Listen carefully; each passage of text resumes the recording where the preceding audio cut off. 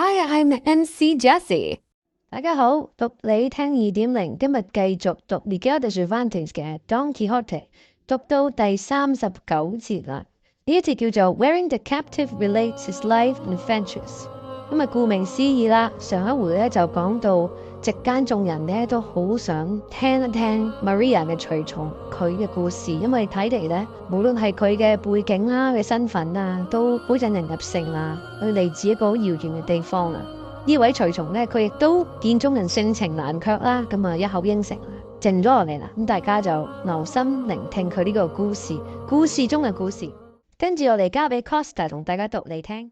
My family had its origin in a village in the mountains of Leon, and nature had been kinder and more generous to it than fortune. Though in the general poverty of those communities, my father passed for being even a rich man, and he would have been so in reality had he been as clever in preserving his property as he was in spending it.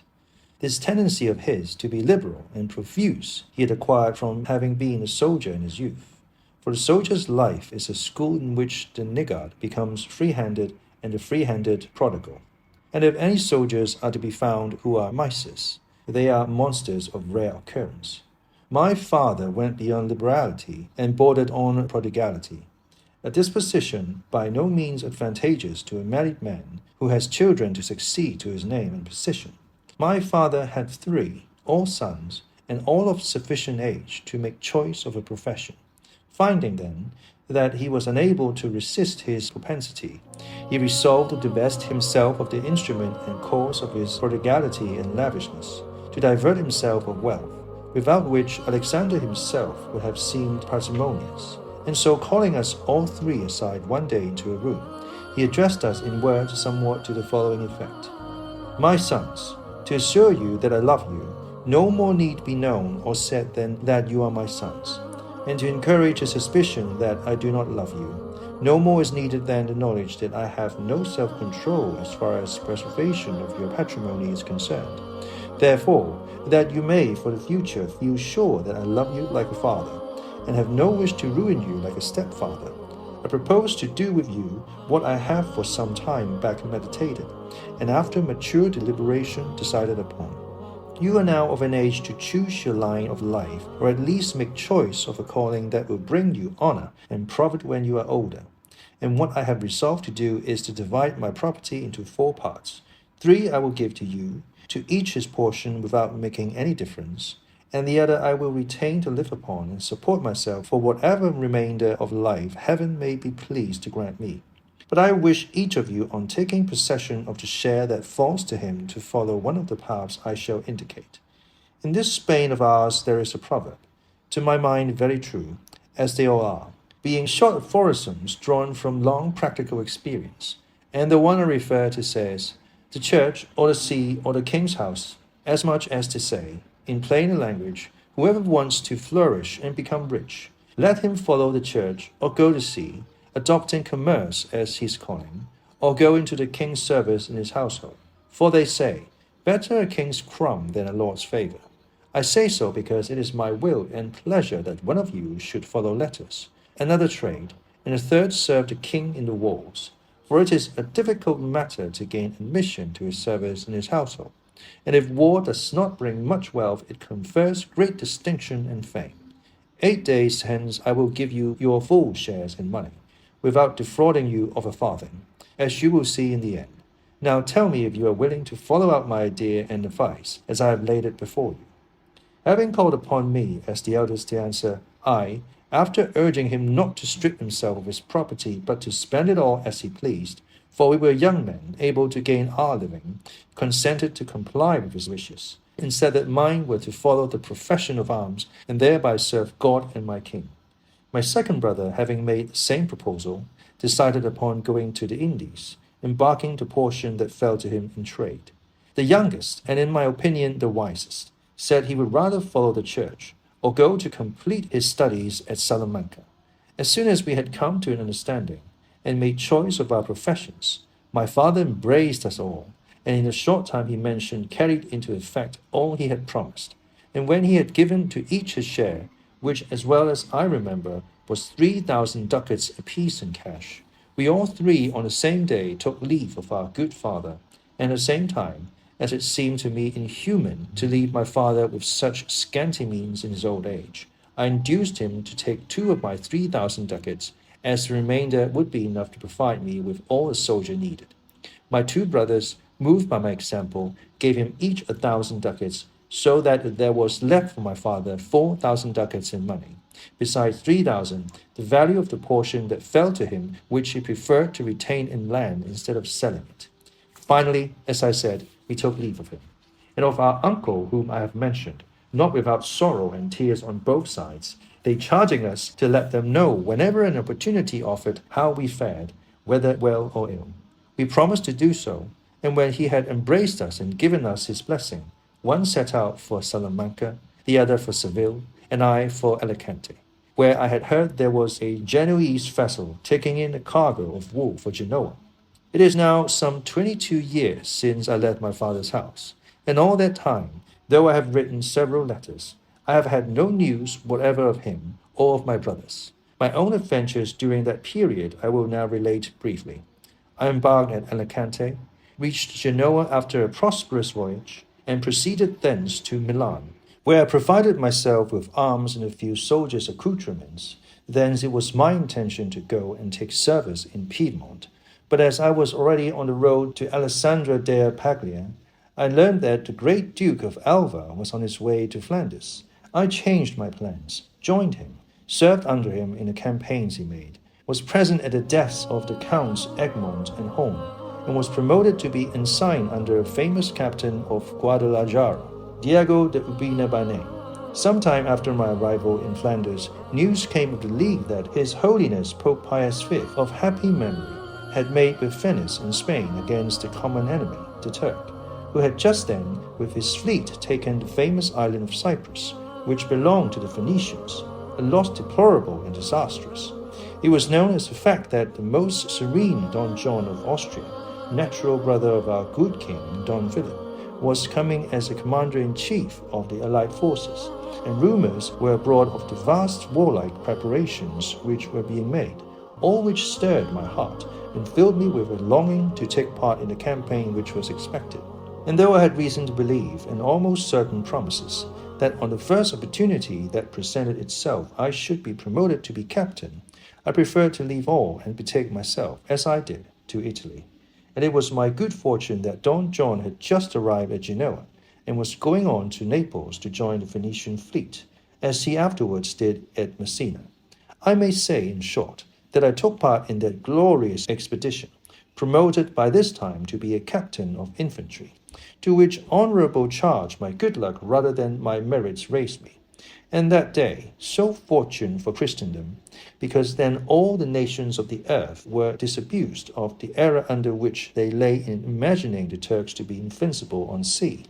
On that day, I say, on which the Ottoman pride and arrogance were broken, among all that were there made happy, I alone was miserable.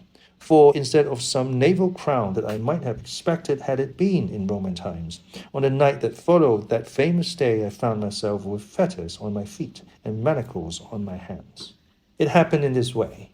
El-Ujali, the king of Algiers, a daring and successful corsair, having attacked and taken the leading Maltese galley, the chief galley of John Andrea, on board of which I and my company were placed, came to its relief, and doing as was bound to do in such a case, I leaped on board the enemy's galley, which, sheering off from that which had attacked it, prevented my men from following me, and so I found myself alone in the midst of my enemies, who were in such numbers that I was unable to resist. In short, I was taken, covered with wounds. El-Ujali, as you know, sirs, made his escape with his entire squadron, and I was left a prisoner in his power, the only sad being among so many filled with joy, and the only captive among so many free. For there were 15,000 Christians, all at the oar at the Turkish fleet, that regained their longed-for liberty that day. They carried me to Constantinople, where the Grand Turk, Selim, made my master general at sea for having done his duty in the battle and carried off as evidence of his bravery the standard of the Order of Malta. The following year, which was the year 72, I found myself at Navarino, rowing in the leading galley with the 3 lanterns. There I saw and observed how the opportunity of capturing the whole Turkish fleet in harbour was lost.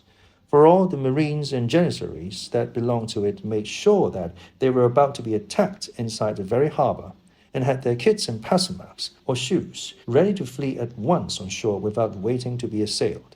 In so great fear did they stand of our fleet.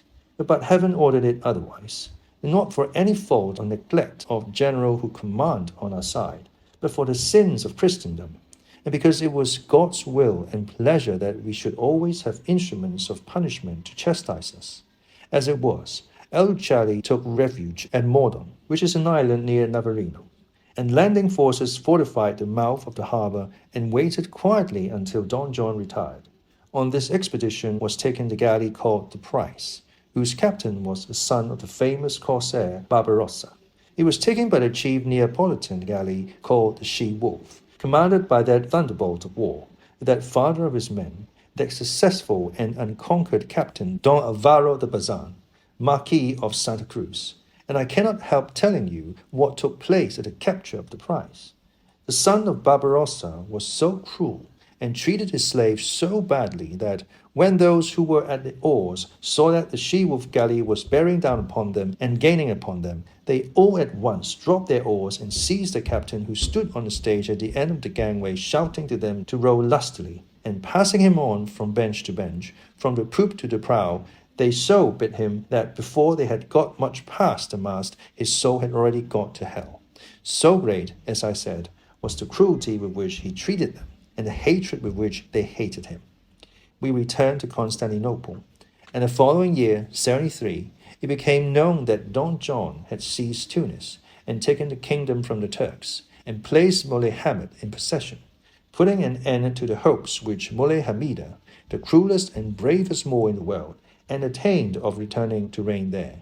The Grand Turk took the loss greatly to heart, and with the cunning which all his race possessed, he made peace with the Phoenicians. In the following year, 74, he attacked the Goletta and the fort which Don John had left half-built near Tunis. While all these events were occurring, I was labouring at the oar without any hope of freedom. At least I had no hope of obtaining it by ransom, for I was firmly resolved not to write to my father telling him of my misfortunes. At length the Goletta fell, and the fort fell, before which places there were 75,000 regular Turkish soldiers, and more than 400,000 Moors and Arabs from all parts of Africa, and in the train of all this great host such munitions and engines of war, and so many pioneers that with their hands they might have covered the Goletta and the fort with handfuls of earth. The first to fall was the Goletta, until then reckoned impregnable, and it fell, not by any fault of its defenders, who did all that they could and should have done, but because experiment proved how easily entrenchments could be made in the desert sand there, for water used to be found at 2 palms depth, while the Turks found none at 2 yards, and so by means of a quantity of sandbags they raised their works so high that they commanded the walls of the fort, sweeping them as if from a cavalier, so that no one was able to make a stand or maintain the defence. It was a common opinion that our men should not have shut themselves up in the Goletta, but should have waited in the open at the landing place. But those who say so talk at random and with little knowledge of such matters. For if in the Goletta and in the fort there were barely 7,000 soldiers, how could such a small number, however resolute, sally out and hold their own against numbers like those of the enemy? And how is it possible to help losing a stronghold that is not relieved, above all when surrounded by a host of determined enemies in their own country? But many thought, and I thought so too, that it was special favour and mercy which heaven showed to Spain in permitting the destruction of that source and hiding place of mischief, that devourer, sponge, and moth of countless money, fruitlessly wasted there to no other purpose save preserving the memory of its capture by the invincible Charles V. As if to make that eternal, as it is and will be, these stones were needed to support it. The fort also fell, but the Turks had to win it inch by inch, by the soldiers who defended it fought so gallantly and stoutly that the number of the enemy killed in 22 general assaults exceeded 25,000. Of 300 that remained alive, not one was taken unwounded, a clear and manifest proof of their gallantry and resolution. and how sturdily they had defended themselves and held their post. A small fort of Tower, which was in the middle of the lagoon under the command of Don Juan Zanoguera, a Valencian gentleman and a famous soldier, capitulated upon terms. They took prisoner Don Pedro Puertocarrero, commandant of the Goleta, who had done all in his power to defend his fortress, and took the loss of it so much to heart that he died of grief on the way to Constantinople, where they were carrying him a prisoner. They also took the commandant of the fort, Gabriel Sebellon by name, a Milanese gentleman, a great engineer and a very brave soldier. In these two fortresses perished many persons of note, among whom was Pagano Doria, Knight of the Order of St. John, a man of generous disposition, as was shown by his extreme liberality to his brother, the famous John Andrea Doria. And what made his death the more sad was that he was slain by some Arabs to whom, seeing that the fort was now lost, he entrusted himself, and who offered to conduct him in the disguise of a Moor to Tabarca, a small fort or station on the coast held by a Genoese employed in the coral fishery. These Arabs cut off his head and carried it to the commander of the Turkish fleet, who proved on them the truth of our Castilian proverb, that though the treason may please, the traitor is hated. For they say he ordered those who brought him the present to be hanged for not having brought him alive. Among the Christians who were taken in the fort was one named Don Pedro de Aguila, a native of some place, I know not what, in Andalusia, who had been ensigned in the fort, a soldier of great repute and rare intelligence, who had in particular a special gift for what they call poetry. I say so because his fate brought him to my galley and to my bench, and made him a slave to the same master. And before we left the port, this gentleman composed 2 sonnets by way of epitaphs, one on the Goleta and the other on the fort. Indeed, I may as well repeat them, for I have them by heart, and I think they will be liked rather than disliked. The instant the captive mentioned the name of Don Pedro de Aguila, Don Fernando looked at his companions, and they all 3 smiled.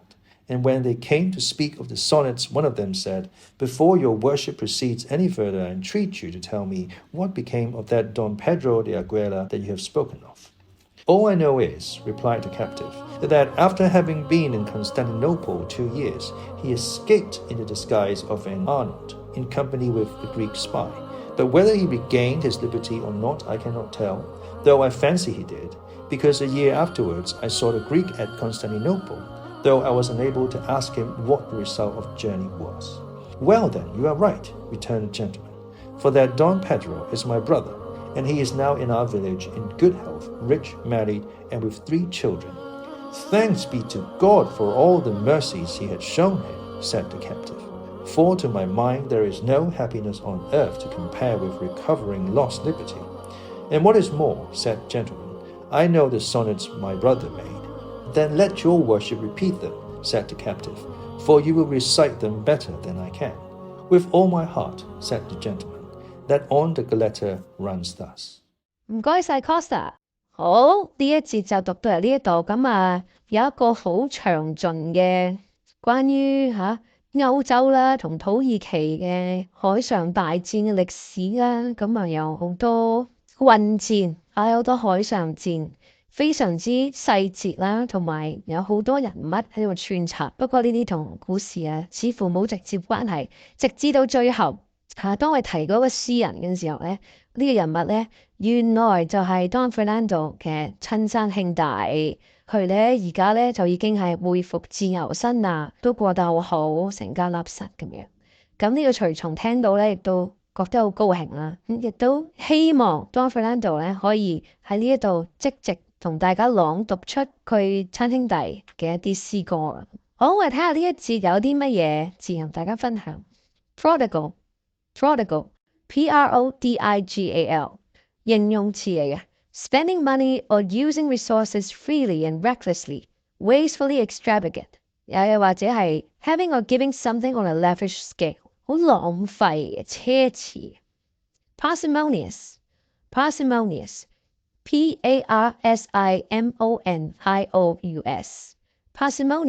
形容詞嚟嘅 very unwilling to spend money or use resources， 吝嗇嘅，小氣嘅。係一個貶義詞嚟㗎，佢唔係節儉嘅意思啊，佢係吝嗇嘅意思。